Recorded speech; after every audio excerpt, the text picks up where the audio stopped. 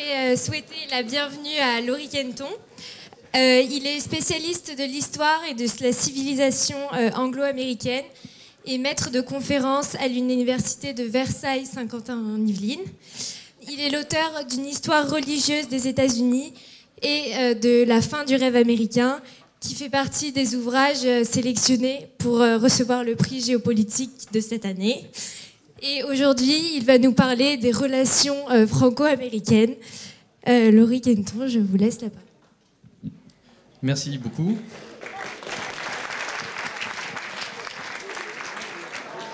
Alors, je ne peux malheureusement pas commencer par wesh wesh les amis, donc j'ai fait l'économie de cette formule introductive.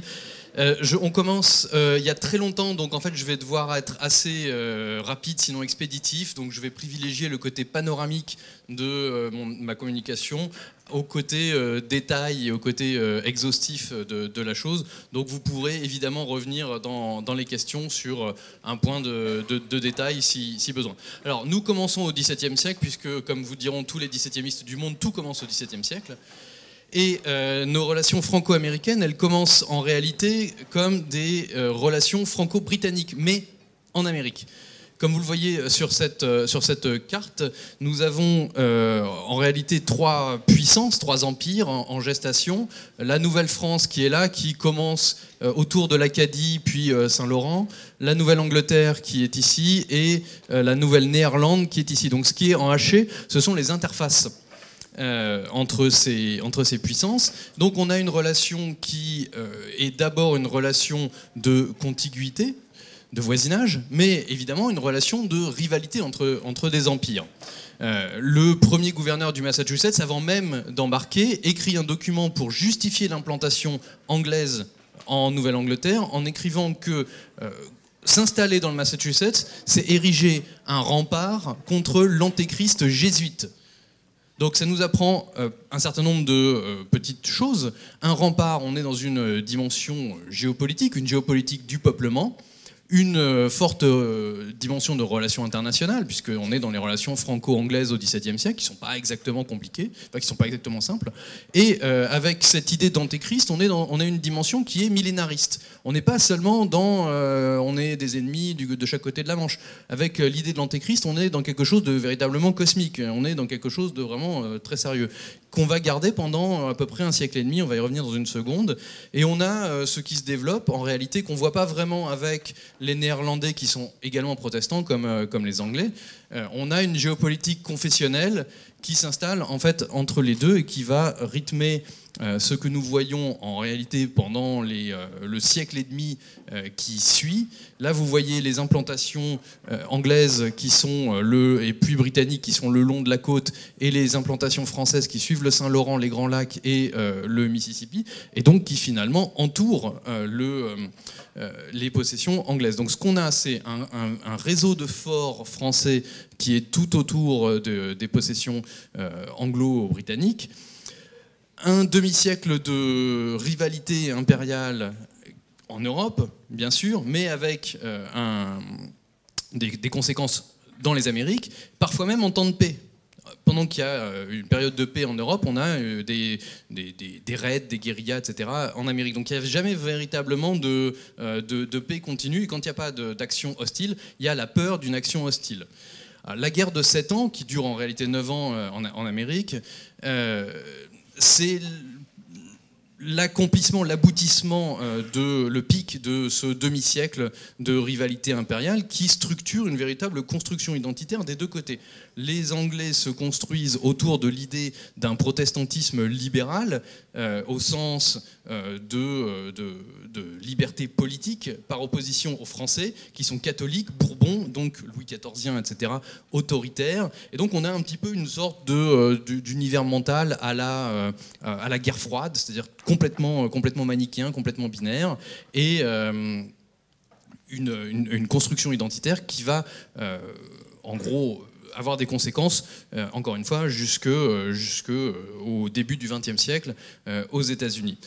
Donc finalement, la guerre de 7 ans peut être considérée comme la Première Guerre mondiale. Les théâtres d'opérations qui vont de l'Amérique du Nord à l'Europe en passant par l'Inde, Cuba et Manille. Et donc cette multiplication des théâtres d'opérations fait qu'on est obligé du côté français de réviser les priorités. Et ces priorités, elles ne sont clairement pas au Canada. Voltaire dit que le Canada, ce ne sont que quelques arpents de neige. Et finalement, par rapport aux îles à sucre, ce n'est pas très intéressant et c'est pas forcément ce qu'il y a de plus fondamental. Donc finalement, on abandonne le Canada, on reste dans l'Arctique pour se concentrer sur Saint-Domingue. Par exemple, Saint-Domingue, c'est quand même beaucoup plus lucratif que les pots de castor le long du Saint-Laurent. Donc on arrive à une situation où la grande angoisse française, la grande angoisse anglaise de la France disparaît du paysage et on a l'impression qu'on est enfin tranquille en 1763. Que nenni, car la présence anglaise va finir par se diviser, puisque en fait, quand on parle de révolution américaine, on parle de quoi ? On parle d'une guerre civile finalement. Quand il y a une guerre civile qui concerne la Grande-Bretagne, on a forcément quelque part, à un moment, la France qui se dit « Ah ah, quel est mon intérêt là-dedans ?» Et l'intérêt de la France, donc le renversement des alliances, c'est une petite blague de 18e, puisque normalement c'est pendant la guerre de 7 ans. Voilà, c'est une blague de vieux. Ce qui fait un petit peu le fil rouge. L'intervention française, en fait, elle est calculée. Elle est calculée entre intervention déjà officieuse puis officielle, et puis la question des intérêts géopolitiques, intérêts économiques, et la question des valeurs. Donc la question au XVIIIe siècle de l'impact des Lumières sur la défense de la liberté face à l'oppression. Et donc c'est là que voilà Lafayette, on l'a mentionné tout à l'heure, on va le revoir en gros ponctué, vous savez qu'il dort pas très loin d'ici, hein, que tous les 4 juillet, l'ambassadeur vient fleurir sa tombe, enfin un truc vraiment sérieux. Donc Lafayette peut nous servir également de fil rouge à partir de maintenant, puisqu'il arrive, lui, en dehors de tout contexte d'intervention officielle de la France. Lui, il s'engage. Donc, lui, il est motivé non pas par une question d'intérêt. Il faut aller embêter les Britanniques parce que si on va aider les insurgés, on va affaiblir les Britanniques et donc c'est bon pour nous. Lui, il y va pour l'idée des valeurs. Et il ne va pas être le seul. On va avoir à Paris l'ambassade de... Enfin, d'abord, ce n'est pas une ambassade puisque ce n'est pas encore une nation indépendante, mais on va avoir la présence de Franklin. Franklin est une véritable rockstar, enfin version trappeur.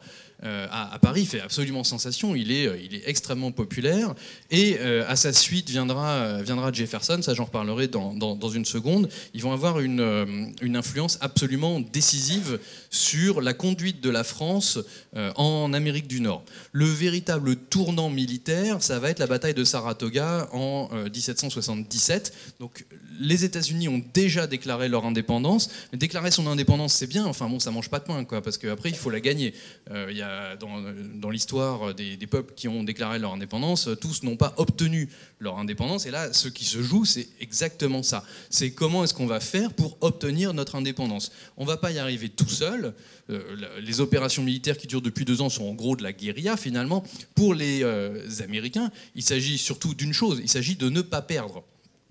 Et pour les Britanniques, il s'agit d'écraser la rébellion et finalement de les soumettre.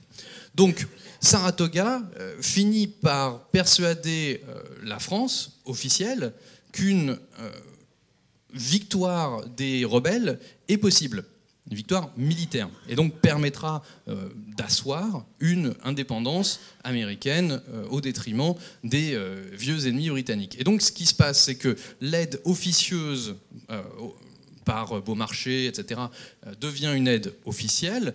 On envoie des tas de munitions et d'officiers, on va le voir dans une seconde, jusqu'au coup de grâce de Yorktown, que nous voyons plus ou moins ici avec deux images de situation.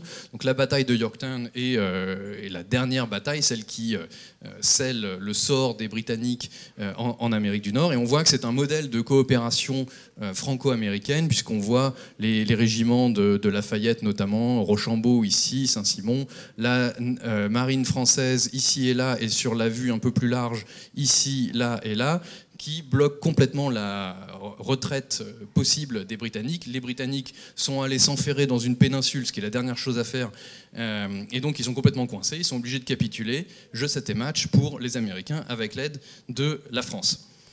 Cette coopération, elle marque le territoire, y compris jusqu'à Paris, puisque on parlait du 16e arrondissement donc, tout à l'heure. Le paysage urbain parisien est jalonné d'un certain nombre de cette célébration, ce qu'on voit Franklin ici, Jefferson à droite, Lafayette et George Washington. Vous aviez vu deux petits tableaux juste avant. Donc tout ça marque le paysage urbain parisien, le souvenir de cette amitié franco-américaine qui fait qu'il peut y avoir des États-Unis. Donc il y a des États-Unis indépendants parce qu'il y a eu cette aide de la France, parce qu'il y a eu Lafayette, mais les autres également, qu'on a tendance à oublier un petit peu, c'est dommage. Mais c'est surtout Lafayette qui deviendra en gros cette espèce d'icône de la coopération franco-américaine et donc de la naissance des États-Unis. Alors, le prochain épisode, il concerne Napoléon. Et Napoléon, vous savez qu'il est toujours très occupé à combattre lui aussi les Britanniques. Et que dans le dernier épisode de la série, on a ce qui arrive pratiquement jamais, c'est-à-dire un bref épisode de paix entre 1802 et 1803. Dans l'épisode précédent, les Espagnols ont rendu la Louisiane que vous voyez ici à la France. La France a un projet impérial en Amérique qui est centré sur Saint-Domingue, mais rapidement, Napoléon se rend compte que, 1, ça ne va pas marcher, 2, il a besoin de concentrer ses ressources sur l'Europe, puisque la guerre avec les Britanniques va reprendre en 1803. Et donc, lui, ces quelques arpents de neige sont un petit peu plus au sud, et finalement il décide de vendre, voire carrément de brader la Louisiane, dont il n'a pas vraiment l'intérêt, à Jefferson. Jefferson l'achète contre... Enfin, le Congrès n'est même pas au courant, donc ça crée des problèmes constitutionnels. Est-ce qu'un président a le droit d'acheter un bout de terrain comme ça ? Bon, en plus, c'est quand même le bout de terrain en question, quoi, vous voyez. Le grand problème, en réalité, c'est que la Louisiane, on sait où ça commence. Ça commence au Mississippi, et le problème c'est qu'après on ne sait pas jusqu'où ça va. Donc on est obligé d'envoyer une expédition, l'expédition Lewis and Clark, pour voir à peu près jusqu'où ça va. On sait que ça va plus ou moins jusqu'aux montagnes qui sont un peu loin. Là.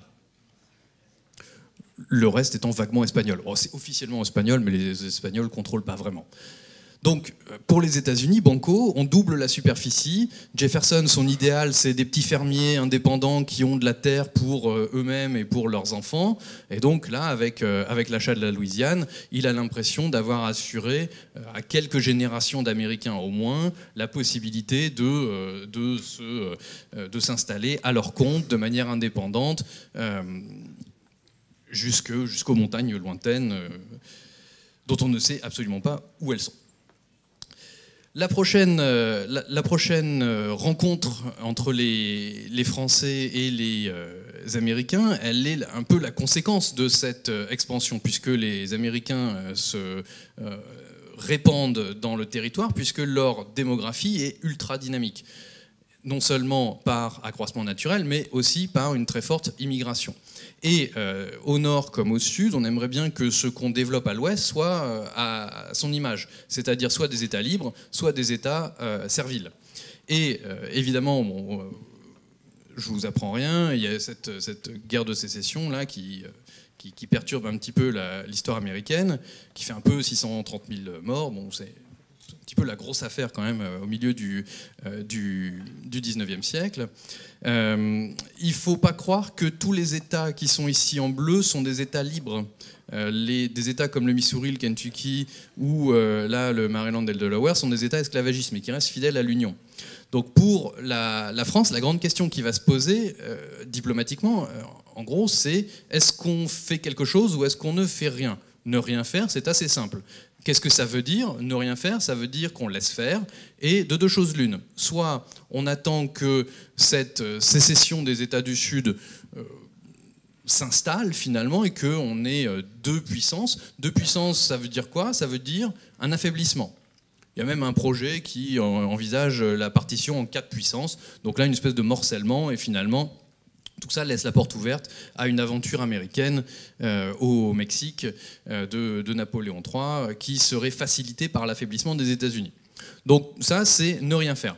Mais une des possibilités, c'est également de reconnaître diplomatiquement le Sud. De la même manière que la France a fini par reconnaître les États insurgés au moment de la Révolution américaine. Donc c'est un peu le même calcul qui va s'opérer.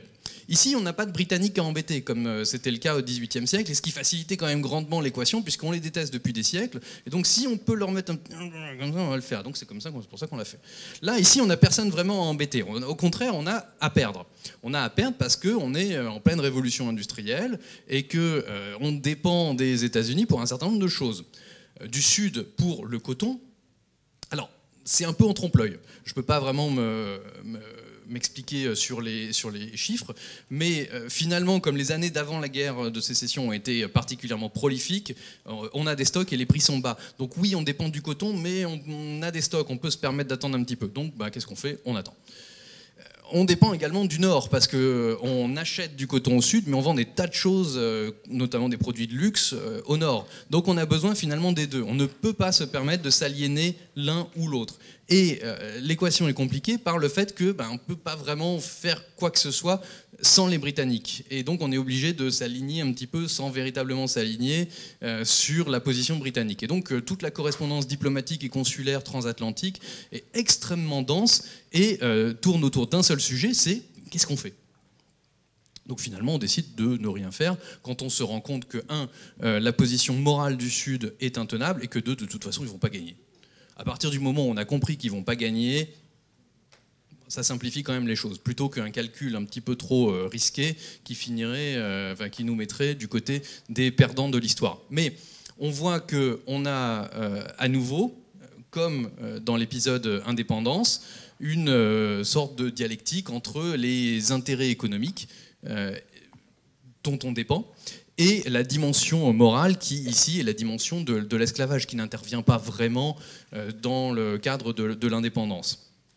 On a des Français qui combattent néanmoins des deux côtés, donc je vous ai mis parmi les deux plus connus, Camille de Polignac, le fils d'eux, du côté des Confédérés, et Philippe d'Orléans, comte de Paris, du côté de l'Union.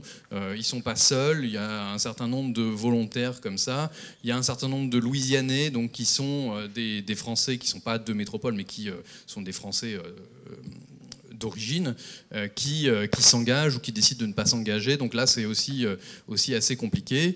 Mais on a donc des Français dans la guerre de sécession, mais jamais en capacité officielle, puisque la France finit par ne jamais s'engager. Alors la France ne s'engage pas, mais est un théâtre de la guerre de sécession au large de Cherbourg, figurez-vous, puisqu'en 1864 a lieu la bataille dite de Cherbourg, puisque c'est en face de Cherbourg. Et elle donne... alors c'est l'inauguration du casino de Cherbourg. Et donc il y a plein de gens, de riches parisiens qui sont là pour l'occasion. Et qu'est-ce qu'on leur propose? Une bataille de la guerre de sécession. Donc tout le monde assiste à cette bataille navale qui donne lieu à un tableau d'Édouard Manet et plus près de nous à un épisode entier des Tuniques bleues. En 1995, donc ça veut dire qu'il y a une mémoire de tout ça qui perdure, y compris dans la culture populaire. Une fois la guerre terminée, on célèbre donc à la fois la fin de l'esclavage, mais surtout le retour de la liberté. Et ce retour de la liberté va être célébré en France par cette idée d'Édouard de la Boulaye, qui est, tiens, si on faisait une statue qui célébrerait la liberté. Donc il y a tout un projet qui est assez compliqué à mettre en place pour toujours des questions de financement, de créer une statue monumentale qui viendrait en gros plus ou moins pour le centenaire de l'indépendance, célébrer cette amitié franco-américaine et cette fraternité des valeurs universelles de la liberté ici retrouvée et généralisée. Donc les trois grands noms qu'on associe à la Statue de la Liberté, qui est vraiment le symbole universel de cette amitié franco-américaine, c'est La Boulaye, bien sûr, le concepteur, mais qui ne la verra jamais, Bartholdi, le sculpteur, pour l'extérieur, et Gustave Eiffel pour la structure que vous voyez ici, ultra moderne à l'époque, Et donc, bon, vous savez que dans chaque film catastrophe, on voit la Statue de la Liberté à qui on fait subir les pires outrages. Mais les cartoonistes sont également particulièrement actifs, notamment depuis que notre ami Donald a exprimé ses positions sur la façon dont il attrape les dames, notamment. Ici, vous avez une illustration parmi d'autres sur la réaction à son élection, où vous voyez la Statue de la Liberté qui, en réaction, se dit « Tiens, je retourne en France, parce qu'au moins là-bas, ils n'élisent pas des xenophobic nationalist bullies ». Donc, et vous avez de valeureux Américains qui disent qu'ils veulent aussi y aller. Choose France. Et donc nous arrivons au fameux Lafayette nous voilà, qui finalement n'a jamais été prononcé. Il est attribué à Pershing, il est attribué à un de ses officiers, et finalement la véritable histoire, ce serait qu'un journaliste en retard, voulant avoir un petit résumé de ce qui s'était passé lors de la fameuse cérémonie où Pershing est recueilli à 2 pas d'ici sur la tombe de Lafayette, résume la situation en Lafayette nous voilà. Paf. Donc ça, c'est une espèce de résumé du journaliste qui est arrivé en retard, et on en fait une phrase très solennelle de Pershing. Donc on a cette affiche là où on voit Pershing avec des croisés derrière, donc on a toute la dimension religieuse, morale, civilisationnelle de l'intervention américaine. Alors on peut faire 1 heure entière sur les affiches de propagande américaine pour trouver des soldats et pour demander à la population d'acheter des bons du trésor. Il y a une iconographie qui est extrêmement riche et qui joue uniquement sur les valeurs, parce que les États-Unis ne vont pas combattre pour gagner du territoire, pour gagner des ressources, pour en gros l'aspect matériel. On y va pour défendre les valeurs, la démocratie, donc l'état de droit, et la liberté contre le militarisme allemand. Donc ici, vous avez la version française de cette affiche, la réponse de l'Amérique au Bosch. Et cette amitié, finalement, elle va s'incarner au fur et à mesure. Vous voyez une autre affiche à droite au moment de la Libération, où nous avons à la fois ce que vous ne voyez pas forcément sur le piédestal, il y a marqué « Lafayette nous voilà », les drapeaux des différents alliés et la fameuse Statue de la Liberté. Ici, donc, on mélange les différents symboles. Très très près de nous, puisque c'était il y a moins d'1 an, à Versailles, avenue des États-Unis, où se trouve la faculté des sciences notamment. Nous avons 2 statues, alors on n'en voit qu'une seule, ici c'est celle de Pershing, et en face il y a celle de Lafayette, inauguration en grande pompe pour le centenaire de l'intervention américaine en 1917. Donc ce souvenir est entretenu dans le paysage en France par l'inauguration de statues par exemple. Et donc, comme vous le savez, tous les ans, le 4 juillet, l'ambassadeur vient fleurir la tombe de notre ami Lafayette au cimetière de Picpus. Alors, après la guerre, il y a à la fois la reconnaissance aux Américains de nous avoir sauvés pour la 2e fois quand même, mais aussi une forme de prise de distance. Vous voyez à droite la prise de distance prise par les communistes contre l'impérialisme américain, donc, notamment du fait de bases américaines. Donc non, ce pays, la France ne sera pas un pays colonisé, les Américains en Amérique. Et on voit en gros le même type de message, Yankee Go Home, du général de Gaulle, qui en 1966 décide non pas de sortir la France de l'OTAN, comme on le dit un peu trop rapidement, mais du commandement intégré de l'OTAN pour que la France puisse retrouver sa souveraineté et que nouvelle puissance nucléaire, elle ne soit pas soumise en gros aux diktats américains en matière notamment d'utilisation de son arme nucléaire ou de non-utilisation de son arme nucléaire selon le point de vue. Donc on a une forme de retrait, mais qui n'est pas forcément ce qu'on dit dans les formes raccourcies de la chose, au nom de la souveraineté. Et donc on a 2 illustrations de la souveraineté ici, même si ça peut être un peu plus discutable pour les communistes, puisque eux n'étaient pas forcément contre une forme de tutelle de Moscou. Donc 2 formes de distanciation après-guerre.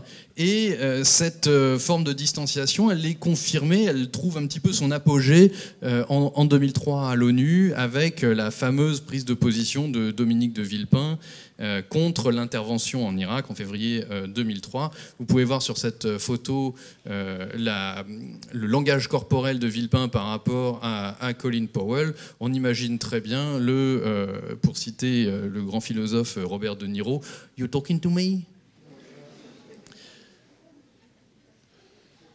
Donc évidemment, la réaction aux États-Unis n'est pas exactement des plus enthousiastes. C'est là qu'on commence à verser du vin dans les caniveaux et à décider qu'on n'appellera plus les frites des French fries, mais des Freedom Fries. Mais alors, je vous rassure, ils ont fait le même coup aux Allemands en 17.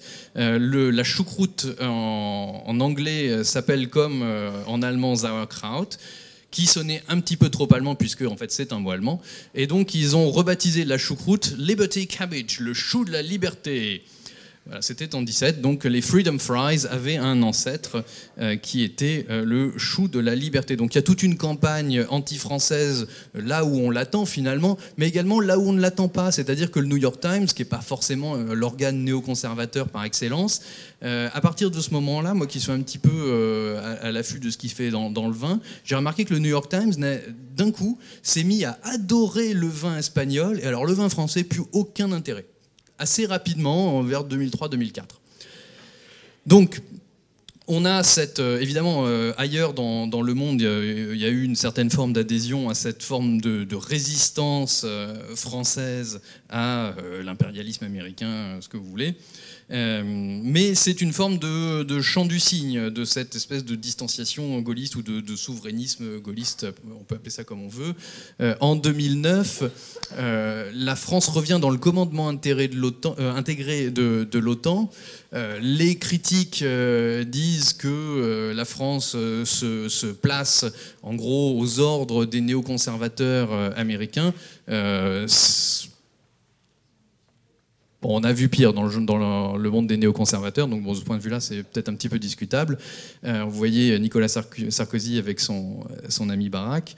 Il s'agit plutôt de ne plus subir, d'après la ligne officielle. C'est-à-dire que l'idée, c'est on est toujours dans l'OTAN, mais on n'est pas dans le commandement. Donc si on réintègre le commandement, on récupère notre mot à dire finalement. Donc on n'est pas dans l'asservissement, on est plutôt dans la coparticipation.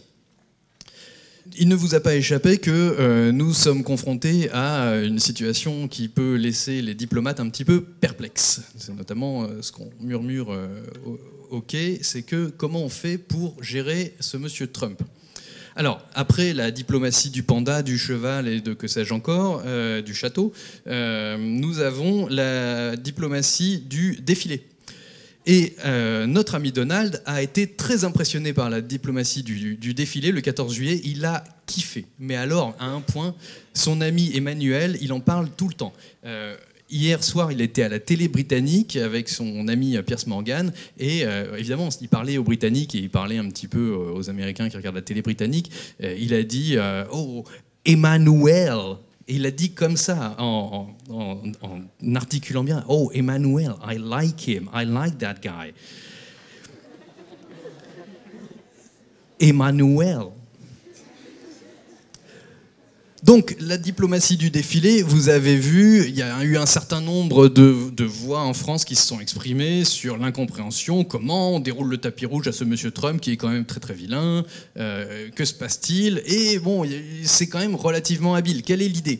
L'idée, c'est de remettre Trump dans le jeu et de mettre monsieur Macron aux commandes du jeu finalement. Donc, là, vous voyez cette poignée de main magnifique entre les titans. Là, genre, tu me fais mal. Là, vous voyez qu'on s'entend quand même. Puis il y a plein d'or partout, donc notre ami Donald est très content. Et donc, vous voyez que les ors de la République, ça sert quand même à quelque chose.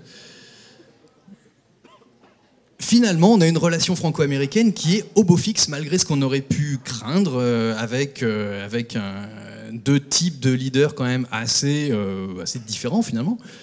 et avec un Macron qui se dit soit je l'ostracise, et soit en gros je le mets au banc des nations, et je peux essayer de prendre la place qu'il libère, mais je peux aussi essayer de prendre la place qu'il libère sans le marginaliser complètement. Il s'est murmuré, alors je n'ai pas suivi le dossier de très près, peut-être que mes amis plus doctes que moi pourront confirmer, que c'est Macron qui a tiré un petit peu les ficelles pour que Trump vienne à Davos et s'explique en gros, et prenne sa place. Donc bon, il paraît qu'il y a une certaine influence de Macron là derrière, parce que vous savez que les présidents américains vont pas souvent à Davos. Il y en a un qui était allé il y a 17 ans, et puis c'est à peu près tout. Donc c'est quand même quelque chose d'assez exceptionnel. Et l'idée, donc, c'est de réintégrer d'une certaine manière, de ne pas isoler les États-Unis pendant la présidence de Trump. Donc, il y a une politique de la main tendue et du défilé tendu, comme vous pouvez le voir, ce qui a été particulièrement habile, puisque très très bien reçu et perçu. Mais, en même temps, nous avons, de la part de Macron, au lendemain de la décision de Trump de sortir de la COP21. Alors il a dit hier soir que, bon, sortir, pas sortir, est-ce qu'on est vraiment sorti, est-ce qu'on va peut-être pas rentrer, donc bon, il n'a pas complètement fermé la porte, hein, finalement. Hein. Donc en gros, qu'est-ce qu'on sait ? On sait qu'on ne sait rien. Mais pour l'instant, ce qui se passe au niveau fédéral, c'est que les États-Unis ne sont pas sortis, mais on dit qu'ils allaient sortir, parce que ça prend quand même 4 ans. Et donc Macron reprend le slogan, le fameux slogan, et le transforme à sa sauce pour « Make our planet great again », extrêmement habile, le truc en anglais, où on déroule le tapis rouge aux chercheurs sur le climat des États-Unis pour leur offrir un espace où ils pourront faire leurs recherches en France, donc la France, terre d'attractivité. Alors, vous ne le dites à personne, mais moi je me suis battu pendant des mois pour avoir un tampon pour effacer mon tableau, mais visiblement il y a des millions de dollars pour accueillir des chercheurs. Donc, ça veut dire que notre pays va bien et qu'un jour, j'aurai peut-être un tampon pour effacer mon tableau. Alors, le problème avec notre ami Donald, c'est qu'il est tellement présent, qu'on le veuille ou non, je vous laisse imaginer la tête de mon fil Twitter et de mon Facebook, où je vois du Donald à longueur de journée. Quoi qu'il fasse, quoi qu'il dise, il y a toujours du Donald. C'est un petit peu anxiogène. Mais quoi qu'il dise, ou quoi qu'il ne dise pas même parfois, on en parle. Et le problème, c'est qu'on devient absolument obsédé par le niveau fédéral. Or, on parlait d'interrégionalisation et des régions, de l'importance des régions par rapport aux États. Et c'est exactement ce qui se passe à plusieurs échelles ici. Donc vous avez ici un des hommes les plus puissants du monde que vous ne connaissez probablement pas, qui est Jerry Brown, le gouverneur de Californie. La Californie étant quand même la 6e puissance économique mondiale. Alors, peut-être 7e avec l'Inde. Et lui est à la tête d'un État qui représente quand même à peu près un 6e de l'économie américaine, 40 millions d'habitants. Et donc, bon, la Californie indépendante, c'est un acteur majeur à tous les niveaux. Et Brown est une sorte d'anti-président des États-Unis. C'est-à-dire que quand Trump est devenu président, il a dit « Oula, il va falloir construire un mur entre la Californie et les États-Unis ». Parce qu'il y a une perception de l'Amérique de Trump, Trumpland, Trump Country, comme étant des gens qui sont complètement antagonistes aux valeurs de la Californie. Donc la Californie se voit comme étant en décalage total par rapport à la politique de Trump. Et Brown et la Californie sont actifs dans une diplomatie du climat qui est extrêmement dynamique. Le lendemain ou le surlendemain de la déclaration de Trump en juin 2017, Brown va en Chine pour dire « Hé, nous, on est encore là, hein, donc les États-Unis, c'est aussi nous ». Et donc on a un certain nombre d'États qui se mettent ensemble, on a un certain nombre de villes, là je vous ai mis deux tweets de ce groupe C40 dont Anne Hidalgo est la présidente pour l'instant et qui a reçu collectivement de Foreign Policy Magazine Green Diplomat of the Year. Et donc là, vous voyez qu'une des déclarations d'Anne Hidalgo, c'est peu importe ce qui se décide à la Maison-Blanche, les villes honorent leurs responsabilités et les villes, les États, les provinces, des ONG, des universités, tout ça se met ensemble pour faire le job finalement.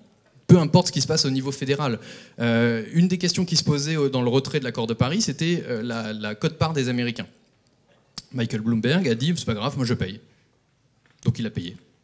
Donc pour Donald Trump, ça fait une petite économie, mais pour Bloomberg, c'est pas grave, c'est de l'argent de poche, quoi. Et puis ça permet de dire, les États-Unis, ce n'est pas que Trump. Les États-Unis, c'est aussi des philanthropes, comme Michael Bloomberg, ancien maire de New York, donc une ville-monde. La Californie est un État-monde, si on veut, sur le modèle des villes-mondes. Et donc on a une certaine forme d'initiative infranationale qui permet de contourner finalement le niveau fédéral et donc de contrecarrer l'action ou l'inaction de Trump. Là, pour terminer, je vous mets une carte où on ne voit pas grand-chose finalement. Sinon que les différentes couleurs représentent une coalition qu'on appelle Under Two, qui en gros a pour objectif de réduire l'augmentation des températures à un maximum de 2 degrés. Donc vous voyez ici toutes les parties prenantes à différents niveaux, des villes et des régions, provinces, etc., qui sont fondatrices ou qui ont juste signé cet accord. Un accord qui a été initié par la Californie et le Bade-Württemberg en Allemagne, dont sont membres un certain nombre de villes et dont sont membres un certain nombre de régions françaises. On voit pas très bien ici, mais il y a un certain nombre de régions de l'ouest de la France, de l'Aquitaine et d'Alsace, qui sont membres de cette coalition. Et je ne sais absolument pas où j'en suis, mais je vais m'arrêter là. Oh bon, on aura plus de questions. C'est pas grave.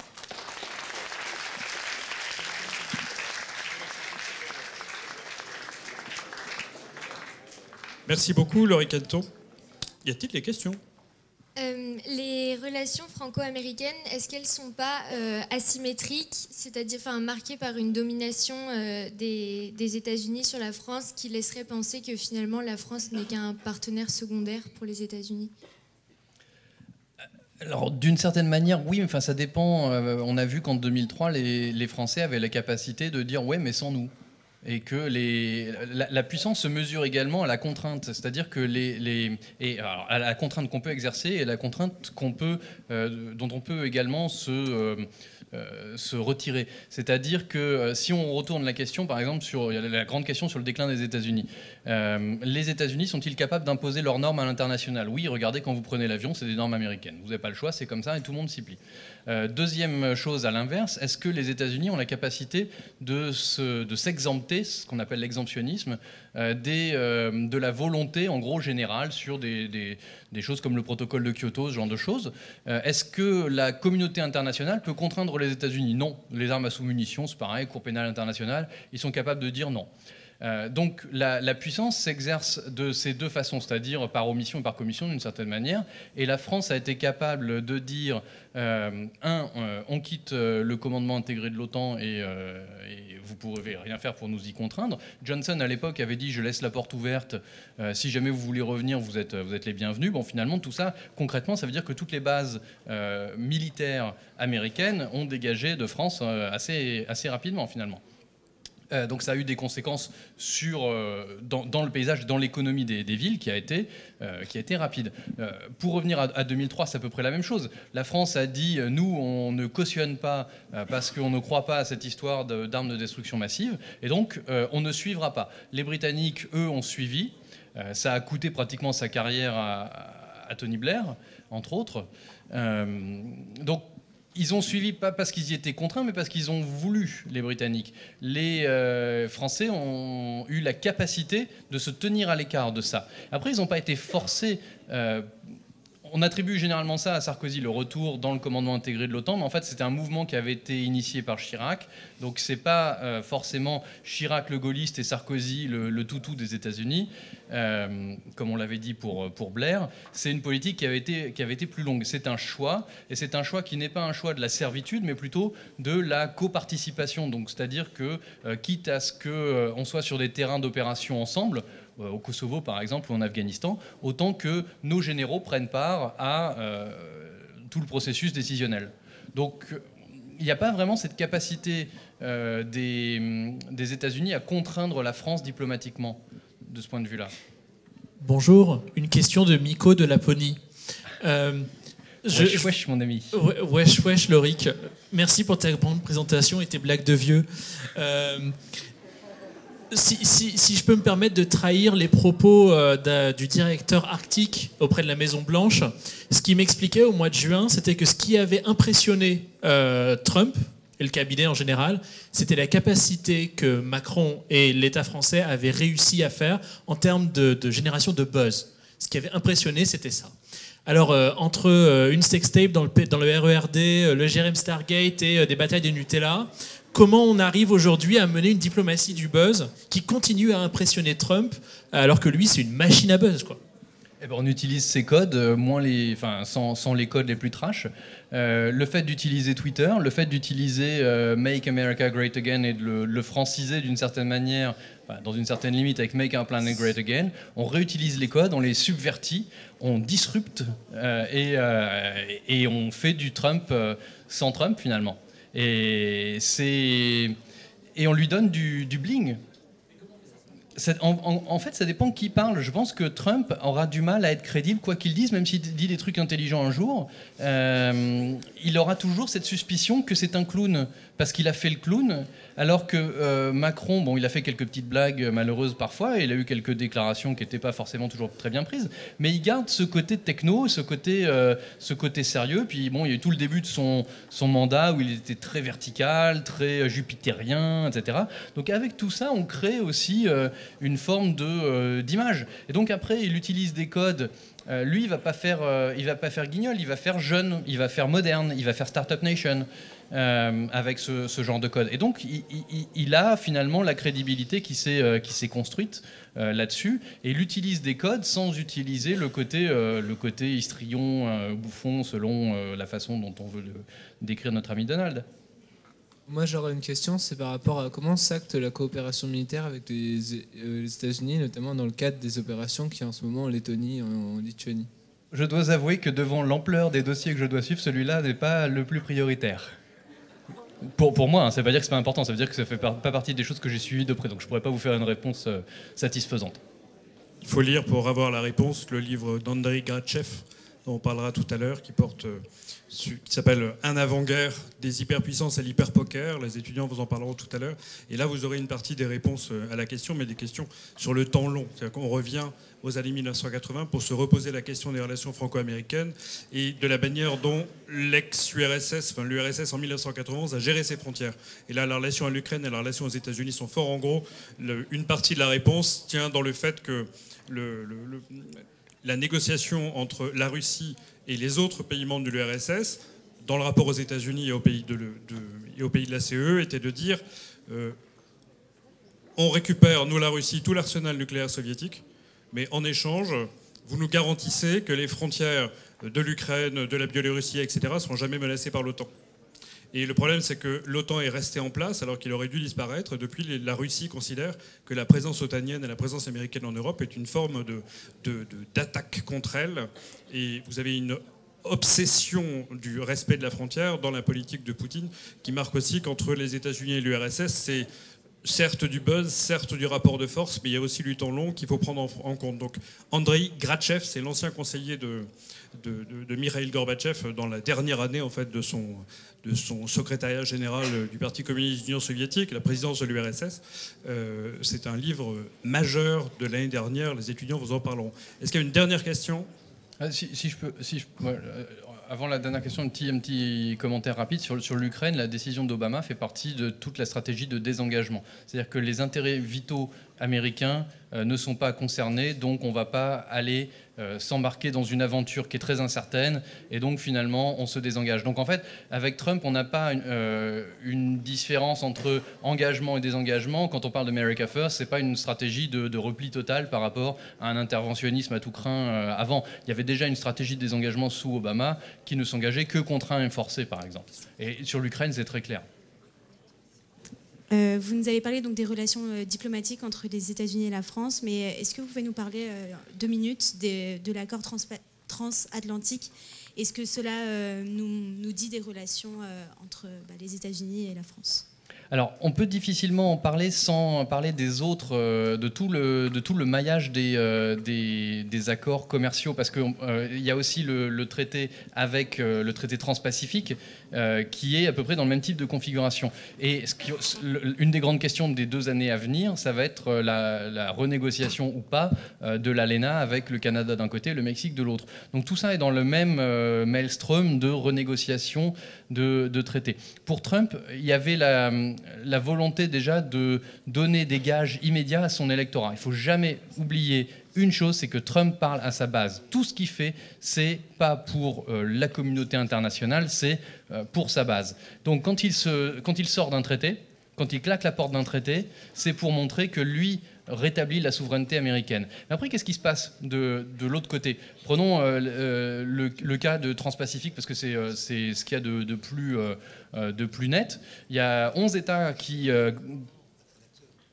comptaient là-dessus, finalement, pour contrebalancer l'influence de la Chine, et pas se faire bouffer par la Chine, en gros. Et ils se retrouvent tout seuls. Ils se disent, c'est pas grave, on va continuer tout seul.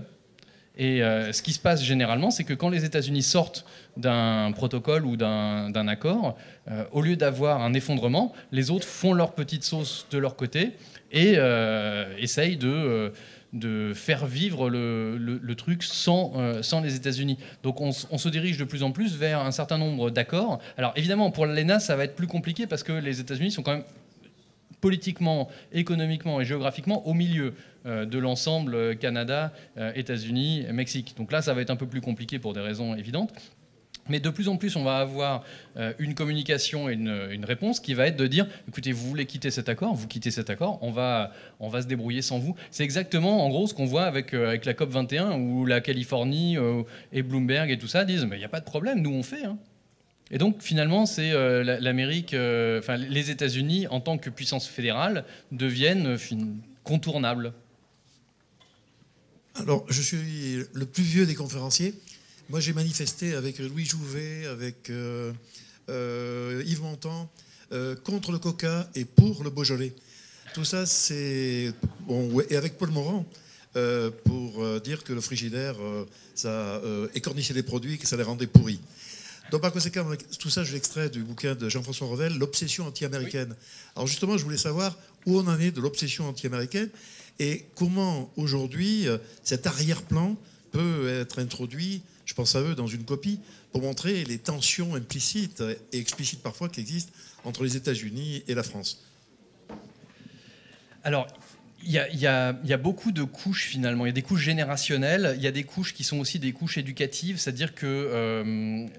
généralement, il y a un anti-américanisme qui est plus lié qui va être plus lié à une forme de refus de la mondialisation, qui est plus, alors qui peut être soit le fait d'une élite intellectuelle, mais qui est finalement assez peu nombreuse, soit on a une élite plus ou moins, alors pas forcément intellectuelle, mais plutôt économique et commerciale, qui elle est dans la mondialisation et qui n'a pas forcément de problème avec ça, qui va aussi accepter le fait que Trump arrive, que Trump s'en va et que finalement il y a une forme de continuité. Obama a fait beaucoup de bien de ce point de vue-là après les années Bush pour rendre son côté cool à l'image de l'Amérique. Donc ça a permis de faire baisser l'anti-américanisme, qui est souvent lié aussi à l'interventionnisme militaire. Le noyau de l'anti-américanisme des années 2000, c'était lié à la politique de Bush. C'était vraiment indissociable. Mais des Américains, à chaque fois que j'allais à un colloque, qui s'excusaient de leur président, ce genre de choses, qui était vraiment... Mais c'est un peu la même chose avec Trump, mais l'interventionnisme en moins. C'est-à-dire qu'on retrouve le côté honte, mais pour d'autres raisons, des raisons qui sont moins militaires, qui restent géopolitiques, avec la COP21 par exemple, ce genre de choses, tout ce qui est lié au climat plus généralement. Donc cet anti-américanisme, il va être lié plutôt à une question de déficit d'image. Mais là où ça peut s'ancrer, c'est si les républicains restent majoritaires au Congrès, et à ce moment-là, ce qu'on va avoir, c'est un facteur temps qui va ancrer l'anti-américanisme lié à Trump, mais on a aussi de plus en plus de gens qui dissocient la présidence du pays. Et si les démocrates récupèrent par exemple le Congrès en 2018, ça va relativement neutraliser Trump, et donc de ce point de vue-là, ça va empêcher le grossissement de cet anti-américanisme. Évidemment, on est en dehors de l'anti-américanisme solidement ancré, qui de toute façon ne partira pas en fonction des... Est-ce qu'il n'y a pas quand même aussi un anti-américanisme profond français qui est lié simplement au fait qu'il y a une équation multinationale américaine égale prédation?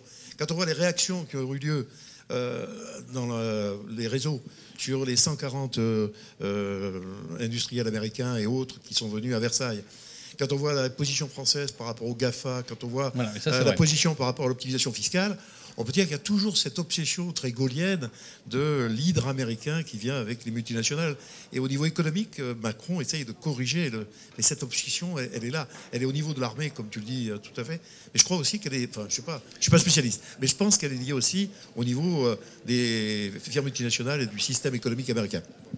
C'est très vrai, mais j'irai au-delà. Et c'est pas seulement le côté gaulien, parce qu'on retrouve en gros l'opposition communiste qu'on avait dans les années 50. On la retrouve également parce que c'est une opposition qui est contre les excès du libéralisme, du capitalisme, etc. Oui, ça on le retrouve, mais on le retrouve en gros dans une frange qui de toute façon n'est pas réceptive au changement de majorité, que ce soit Obama ou peu importe. De toute façon, c'est le même type de politique capitaliste, etc. Et donc qui génère le même type d'opposition de toute façon. Une question qui porte pour le coup sur la géographie électorale américaine et la comparaison avec la géographie électorale française. On a beaucoup parlé au moment du deuxième tour des élections présidentielles en France, comme au moment des élections présidentielles américaines, d'un vote des villes très différent du vote des campagnes. Il est caricaturé dans la manière dont on le présente en France dans les médias français, que ce soit les médias dans le rapport au vote Front National ou que ce soit dans les médias américains dans le rapport au vote Californie contre le reste des États-Unis ou Grande Plaine contre les grandes villes.